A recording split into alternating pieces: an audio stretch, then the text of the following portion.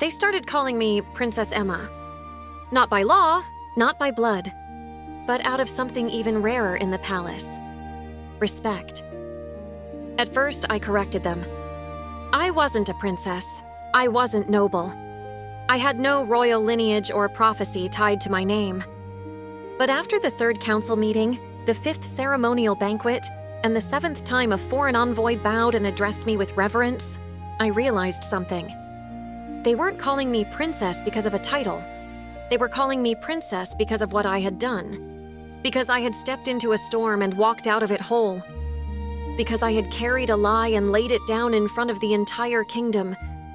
Because I came back and told the truth. The king and queen treated me like family, not just in public, but behind closed doors. Queen Rosalind began inviting me to her morning discussions with advisors. She asked what I thought about trade routes, what I would do if I were in her place. King Vincent asked me to join his personal meetings with court ministers, letting me watch how decisions were shaped, how laws were made. I listened more than I spoke. But when I spoke, they listened. The court, of course, was not so easily won. Some nobles still whispered in the corners of halls. She's not royal. She's a village girl wrapped in royal silk. But they whispered, because they didn't have the courage to say it aloud. Because the royal decree had named me family. And in this palace, the crown's word was law. Still, I never forgot where I came from. I spent time in the servants' quarters. I walked the halls with no guards. I asked the kitchen staff about their families, the gardeners about the trees they'd planted. When they realized I wasn't speaking out of politeness, but out of genuine curiosity, they warmed to me. I wasn't playing a part anymore. I was living a life. One I had chosen. Marjorie became my attendant officially, though she still refused to wear the ornate uniforms the palace offered her. Samuel continued working in the gardens, but more often than not, he was found tending the private inner courtyard beside my chambers. The palace had many gardens, but that one was ours. There was peace now, a quiet rhythm. It should have been enough. But it wasn't, because in every council meeting, every night of music and candlelight, I kept thinking, what if the real Princess Amelia is still out there? One morning, I asked the Queen, "Do you ever wonder where she went?" Queen Rosalind paused, her fingers hovering above her teacup.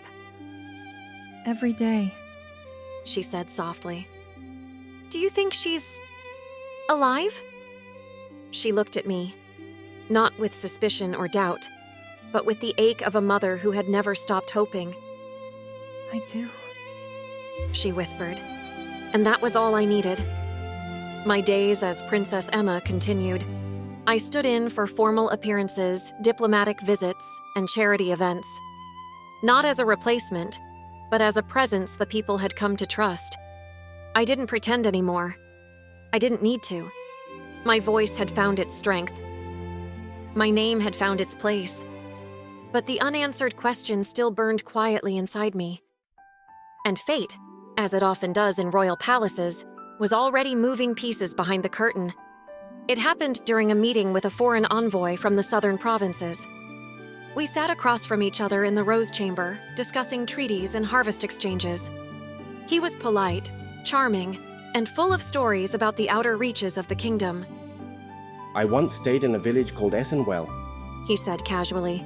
a quiet place, nestled in the hills, lovely people. I nodded, half listening, until he added, They had the strangest story. Said a young woman had wandered into their town years ago, had no memory of where she came from, but she looked exactly like... He stopped, then smiled. Exactly like you, in fact. The world narrowed. My breath stilled. Essenwell? I repeated. He nodded. Yes, little place. Most wouldn't even find it on a map. They said she was gentle, quiet. Everyone there believed she was someone important, but she never claimed to be. The moment the meeting ended, I found Marjorie and Samuel in the garden, and I told them everything about the girl, about Essenwell, about the resemblance, about the possibility. Marjorie's eyes filled with cautious hope. Samuel only asked one question. When do we leave? I knew it was dangerous to hope. But I also knew this.